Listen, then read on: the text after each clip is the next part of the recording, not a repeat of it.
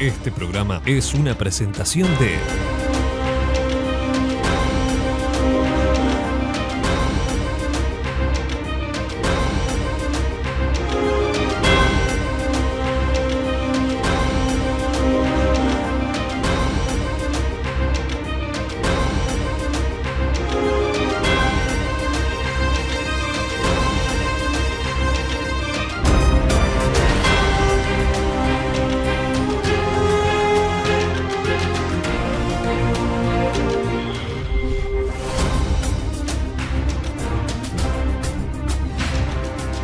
Buenas noches, gracias por estar ahí, estamos en La Mira, estamos en BTV. Más adelante en el programa vamos a estar con el director del Hospital de Clínicas, Álvaro Villar, para hablar de una nueva tecnología que ha incorporado el Hospital Universitario. Ahora en este primer bloque tenemos el gusto de recibir al director de equipos, Ignacio Sosnávar. Nacho, muchas gracias por estar. Un placer, Gabriel. Casi una cábala estar los sí, días antes de una lección en La Mira, así que un placer estar acá. Bueno, muchas gracias.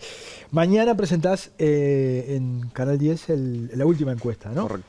A la fotografía de hoy, final abierto. A la fotografía de septiembre, digamos. Bueno, de la última encuesta. De la última encuesta nuestra, sí, un final, es decir, lo que estamos viendo, la encuesta de septiembre mostraba un escenario de alta probabilidad de segunda vuelta, ¿no? Es decir, para que la elección se defina el domingo, el requisito uruguayo es muy exigente, 50% más uno de todos los votos emitidos, y eso hace que, por lo menos con los números que teníamos hasta el mes pasado, fuera un escenario, digamos, poco probable que alguien llegara al 50% más uno en la primera vuelta, sino que posiblemente vamos a una segunda vuelta el 24 de noviembre. Está.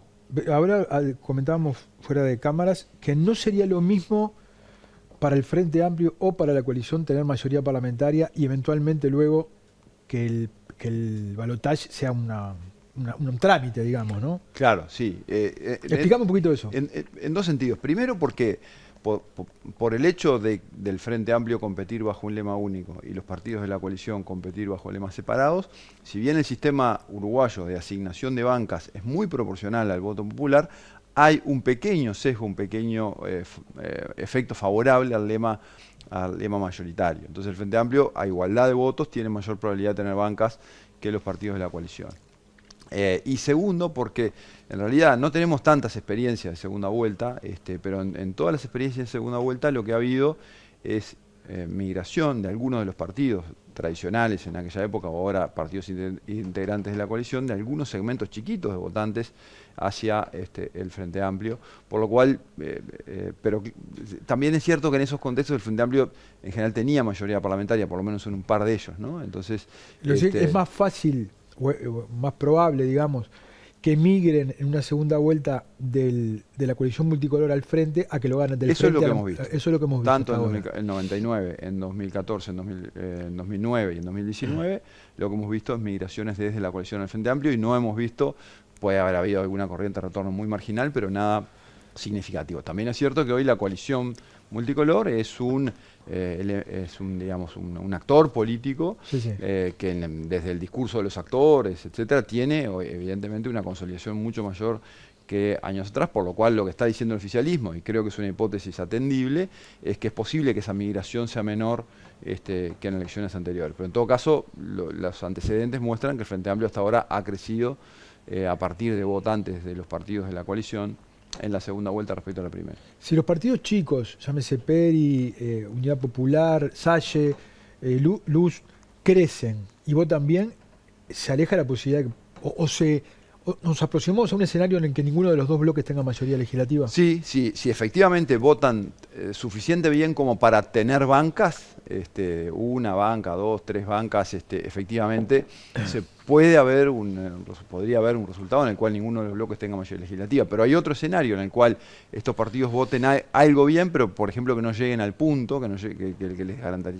garantizaría una banca en diputados, y eso en realidad es un efecto que, por lo que hablábamos recién de la pequeña ventaja del lema mayoritario, podría facilitar la llegada al Frente Amplio de la mayoría parlamentaria. Dentro del Frente, el MPP se consolida cada vez más como una fuerza abrumadoramente mayoritaria respecto del resto, ¿no?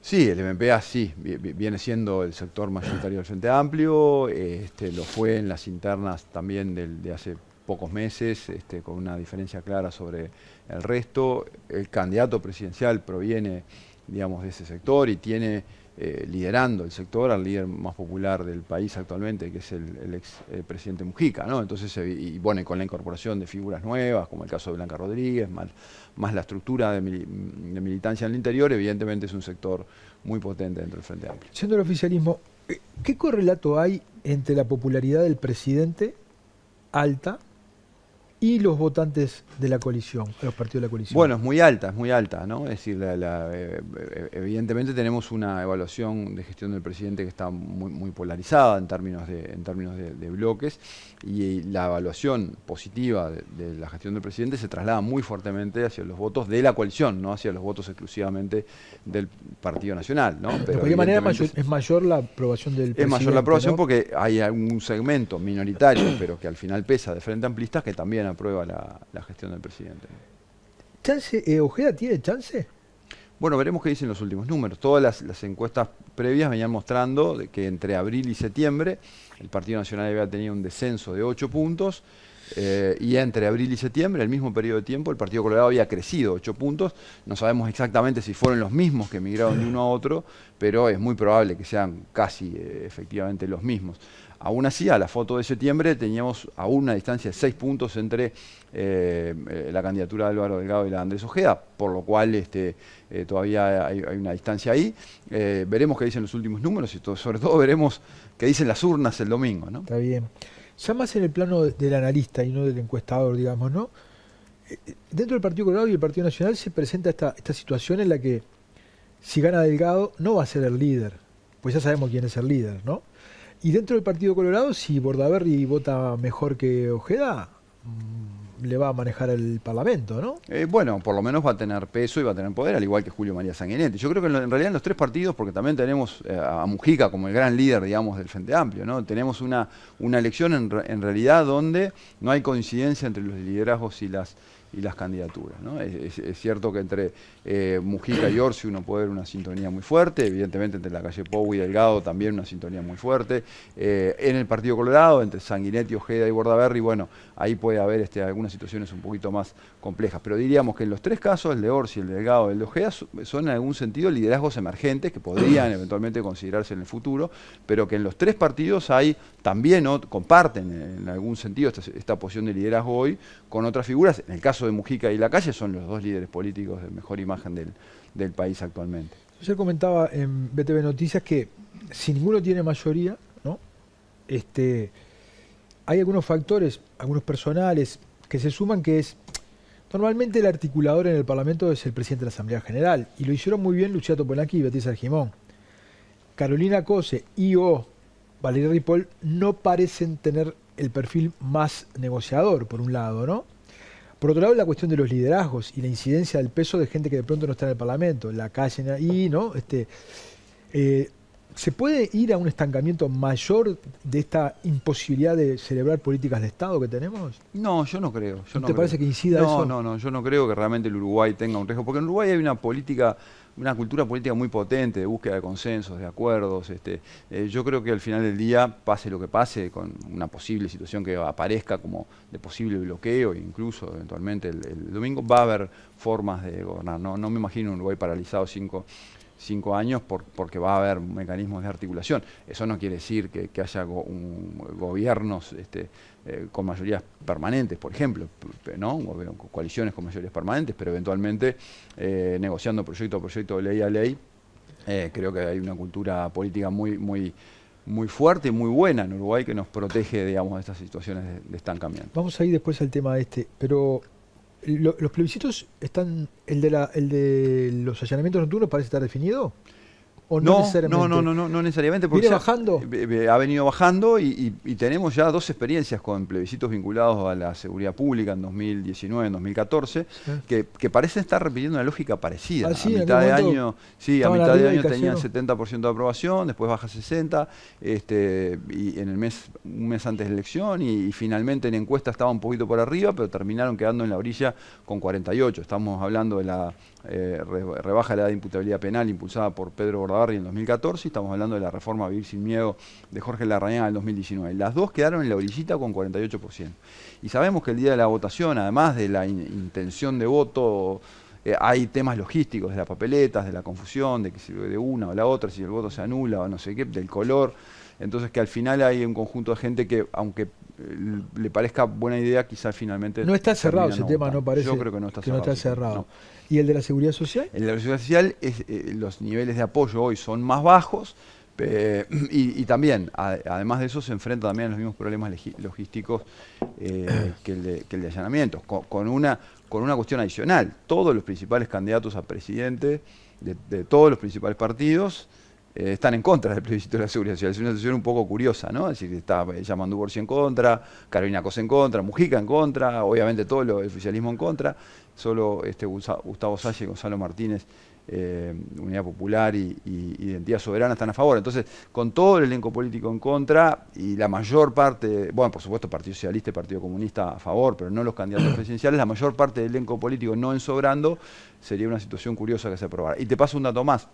En todas las plebiscitos que ha habido desde la restauración democrática, desde el 84 en adelante, concurrentes con elecciones nacionales, en todos ellos menos uno, el voto efectivo en el plebiscito estuvo por debajo de lo que las encuestas marcaban como intención de voto al plebiscito. Es decir, hay una especie de sobredeclaración en la encuesta que luego no se concreta en casi todos los ¿Salvo casos. cuál? Fue un plebiscito en el año 2004, no recuerdo exactamente cuál. Recordame cuánto te dio la última encuesta sobre el plebiscito de la seguridad social. La seguridad social nos daba 31% de apoyo, pero con 30% de indecisos. Entonces, hay todavía muy poca información en el ambiente. El que salga o no salga, hay un factor que pesa mucho y es el sobrado, ¿no? Esa es una cuestión. Pero si nos atenemos a las encuestas, tanto el 30% como eventualmente lo que pueda caer del 30% de indecisos, no tiene un correlato con el 99% del sistema político, con el 99% de los... ¿no? Total. ¿Qué pasa? Bueno, pasa que evidentemente, algunas de las... Primero que hay poca información en el ambiente, ¿no? Eso es cuando nosotros preguntamos, por ejemplo, a los uruguayos, ¿qué posición cree usted que tienen distintos líderes políticos? Hay muchos uruguayos que tienen confusiones, que no tienen muy claro la posición de los líderes, ¿no? Sí. Y segundo es que, bueno, evidentemente algunas de las consignas de la propuesta del PIT-CNT recogen adhesión de una parte importante de la población, sobre todo la idea de aumentar las jubilaciones mínimas, o la idea de, mejor dicho, la idea de equiparar las jubilaciones mínimas al salario mínimo, o la idea de autorizar, permitir la edad jubilatoria a los 60 años, bajar la edad jubilatoria a los 60 años, lucen atractivas para una parte del público, ¿no? No quiero usar la palabra legitimidad porque puede ser un poco fuerte, pero representatividad o conexión, ahí se nota una pérdida de liderazgo entre lo que los dirigentes piden y lo que la gente está haciendo, ¿no? Totalmente. Por la razón que sea. Porque vos decías recién, por ejemplo, que no, hay poca información, ¿no? Sin duda que aquel que te dice Mujica está a favor no está bien informado, pero hay otro sector de la población que no lo entiende. Y es natural que no lo entienda, porque hay cuestiones muy técnicas, ¿no? Y por eso quienes te dicen jubilarte con menos años y más plata, es más fácil el discurso, ¿no? Evidentemente. Pero digamos, quiero ir al punto de que quien entiende y no sigue los lineamientos de los líderes políticos, y quienes no entienden por incapacidad, que de alguna manera tenemos amplios sectores de la ciudadanía que no son capaces de entender un texto simple, digamos, ¿no? No impactan no sé si en la legitimidad, no me sale la palabra porque legitimidad es muy fuerte, pero no hay un divorcio ahí en lo que la política tradicional convoca y la gente no le da la espalda. Y bueno, esos son los riesgos que tienen estos procesos de democracia directa, ¿no? Que a veces también son, digamos, momentos donde si hubiera, evidentemente, veremos qué ocurre el domingo, pero si hubiera evidentemente un contraste muy fuerte entre los sectores que apoyan el plebiscito de la seguridad social y la votación, evidentemente podría haber un mensaje hacia los actores políticos en esa línea, de por qué no hubo un alineamiento tan fuerte. Si por debilidad de la campaña, por incapacidad propia de convencer, por evidentemente ganas de dar un mensaje distinto. Bueno, eso se especulará después. Pero primero tenemos que ver los resultados efectivamente sobre la mesa. Porque aunque tenga un 30%, es alto en relación al sistema, al porcentaje del sistema político que Totalmente. lo convoca, ¿no? Sí, sin duda. Y eso le daría una cierta, digamos, mayor peso en la interna del frente de los partidos comunistas y socialistas? ¿O no No, no necesariamente? estoy seguro, porque el peso del Partido Socialista y del Partido Comunista lo van a tener en función de sus bancas. Votos. Sí, De sus votos. y eso al final del día es el elemento más importante, más permanente, ¿no? Vamos a una tanda y ya volvemos con Ignacio Sosnávar, director de equipos. Seguimos en la mira con el director de equipos, Ignacio Sosnávar. De hecho, cuando hacen las encuestas, ¿no? ¿Ustedes entran a las zonas rojas? A casi todos lados. Esta es la primera elección, y lo digo con mucho pesar, en la cual equipos que siempre nos jactábamos en todas las reuniones internacionales y latinoamericanas de opinión pública, de que en Uruguay era un país donde entrábamos efectivamente a todos lados. Hoy no. Hoy hay unas pocas manzanas, no son muchas, pero hay unas pocas manzanas de Montevideo donde ya efectivamente estamos prefiriendo no ir, porque nuestros encuestadores se han visto enfrentados a situaciones donde ponen en riesgo su vida, y evidentemente no es razonable exponerlos a esas situaciones. No son muchas, pero son algunas, y me da pena, obviamente no por mi trabajo de director de una empresa de encuestas, sino por la sociedad. Como ciudadano. Sí. Te preguntaba esto porque lo vinculo con esto que te decía de que posiblemente producto de varias generaciones de este dato que tanto nos avergüenza, de que 6 de cada 10 muchachos no terminan la educación, de que cada vez más gente no es capaz de comprender un texto, de que el 80% de nuestros presos son analfabetos, de este resultado de la seguridad social, de gente que no lo entiende, o que lo entiende y va contra la dirigencia política. Yo te había leído la última entrevista que te hicieron en Búsqueda, vos hablabas de luces anaranjadas que van apareciendo en torno a la democracia, ¿no? ¿Podrías hablar un poco de eso? Sí, efectivamente. La democracia en Uruguay parece muy instalada en nuestro ADN en términos de cultura política, ¿no? Y la gente efectivamente va, cuando uno le pregunta si prefiere la democracia u otro régimen de gobierno, en Uruguay la gente sigue prefiriendo la democracia, destacándose en América Latina por estas convicciones. Pero hay algunos otros indicadores que son paralelos, donde van apareciendo algunas luces amarillas o naranjas. Hay una pregunta, por ejemplo, del Estudio Mundial de Valores que publicamos el año pasado, que pregunta a los uruguayos si en algunas circunstancias preferiría un líder autoritario que no tuviera que molestarse por las elecciones o por el Parlamento, ¿no? Bueno, y hay un llamativo 44% de los uruguayos que en una circunstancia extrema donde alguien viniera a solucionar todos los problemas, evidentemente sus convicciones democráticas estarían puestas un poquito en tela de juicio. Y eso convive con la preferencia por la democracia, la idea de, bueno, pero si la democracia no resuelve todo, entonces capaz que no estaría del todo mal probar alguna otra cosa. Esta idea, y es importante señalar el matiz de un eventual líder fuerte que no se moleste por el Congreso y las elecciones, nadie está pensando cuando responde eso, o casi nadie está pensando en un gobierno militar o en los militares, ¿no? Eso es una historia que quedó atrás. Nadie está pensando en la institución militar como representante de esa estructura de valores, sino que es lo que hoy ve en el mundo, ¿no? Líderes fuertes que no se molestan por el Congreso y las elecciones, no necesariamente son populismo. Son militares, pero evidentemente esa figura de un líder que transmita certezas, muy, digamos, subterráneamente, pero los estudios de valores tienen esa magia, ¿no? Permiten identificar tendencias subterráneas, muy subterráneamente se está penetrando también en Uruguay, entonces esos pequeños o grandes cambios de valores, esas pequeñas tendencias, está bueno tenerlas en cuenta con tiempo para que después uno no sorprenda de cosas que emergen en la superficie. Hay un debate filosófico que viene de la caída del muro, y que es que la gente le pide a la democracia cosas que no son propias de la democracia, sino que son más propias del mercado, digamos, ¿no? Se ha impuesto en el mundo la economía de mercado, no necesariamente la democracia. Tenemos amplísimos sectores del planeta donde no hay democracia. Ahora, aterrizando el razonamiento, esa opinión que la gente tiene, estas luces amarillas, tienen que ver con aquellas cosas que sí le corresponden a la democracia, y la democracia, como republicana representativa, no las resuelve. Y es posible que en una parte sí, Ahí siempre, a ver, cuando hay baches digamos, entre lo que son las expectativas de cómo nos gustaría vivir y cómo vivimos realmente, entonces a veces esa diferencia se explica porque quizá tenemos expectativas irreales de cómo nos gustaría vivir, y en otros casos porque hay desempeños pobres de quienes nos gobiernan y nos generan las condiciones.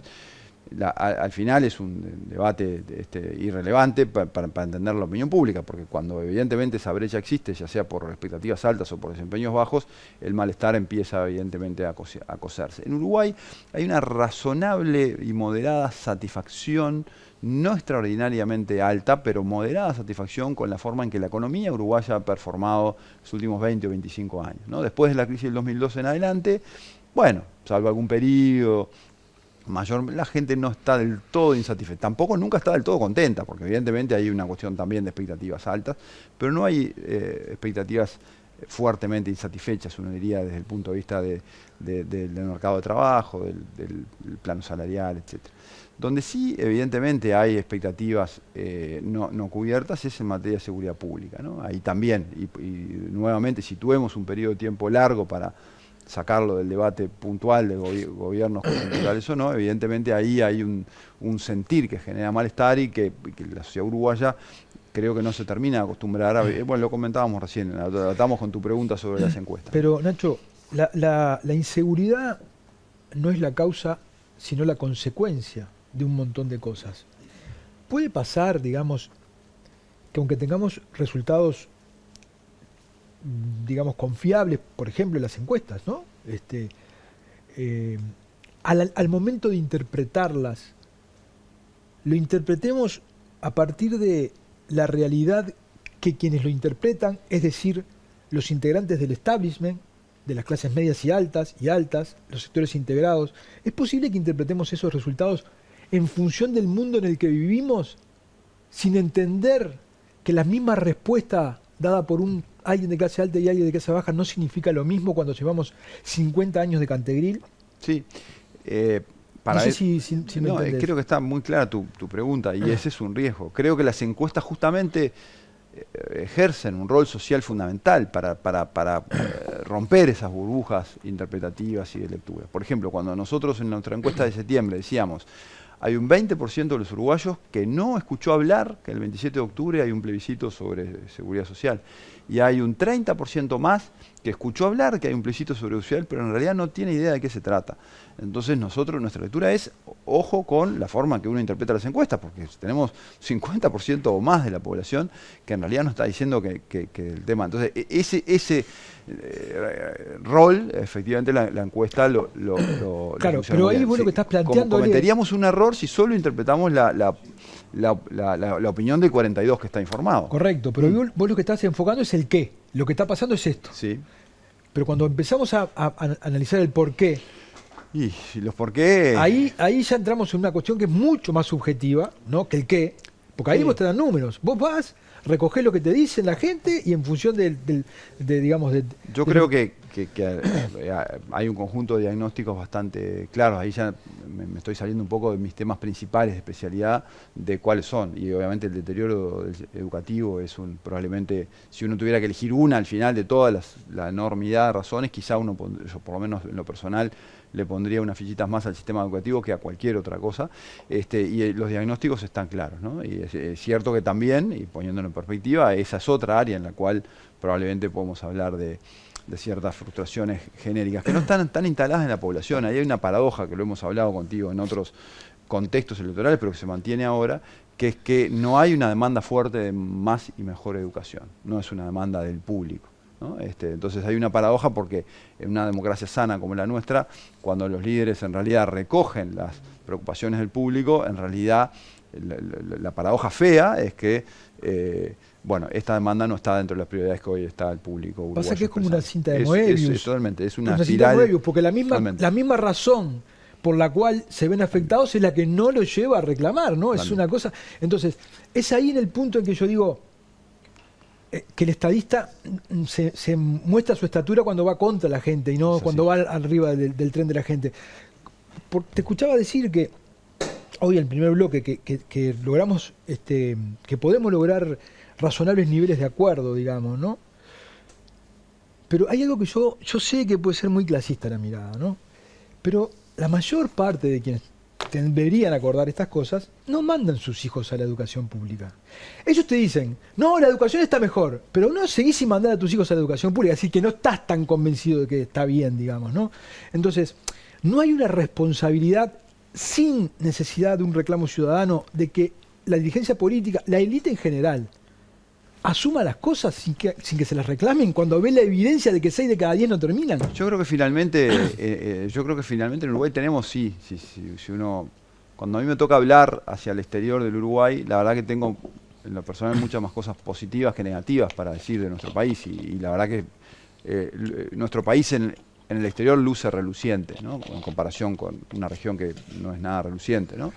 Pero sí, ahí hay un par de debes. Yo creo que realmente, creo que no nos costaría demasiado, y eso quizá es una lástima, pero creo que no nos costaría demasiado efectivamente ponernos de acuerdo sobre temas de educación, temas de seguridad, en esos dos puntos, Nacho, lograr yo entiendo un cuando cambio vos de decís, tendencia. mirá que yo entiendo perfectamente y no me quiero radicalizar en esto de que vos decís que el país se muestra reluciente. Ahora, si hubiera un simposio de países de América del Sur sobre educación, Estamos en la cola. últimos, Sí, últimos. es así. Si hubiera uno sobre cárceles, primeros en América Latina en cantidad de presos. Sí. Sobre policías, primeros en cantidad de policías por habitante. Sí. En pobreza infantil, primeros en infantilización de la pobreza en toda América. Depende, reluce según el lado que lo mire. En la globalidad, en la globalidad. Por eso yo creo que en estas dos áreas, y te meto pobreza infantil, sobre la cual, si uno mira los programas de todos los partidos políticos, hoy hay Todos, un énfasis, por ¿no? primera Entonces, vez todos. bueno, entonces quizá es dado que en Uruguay el volumen total de pobres y el volumen total de niños no es muy grande, quizá Exacto. efectivamente con no Exacto. tantos recursos ese es un tema atacable y parece que las condiciones estuvieran dadas. Pero creo que también en educación y seguridad, estoy de acuerdo, tenemos dos debes enormes.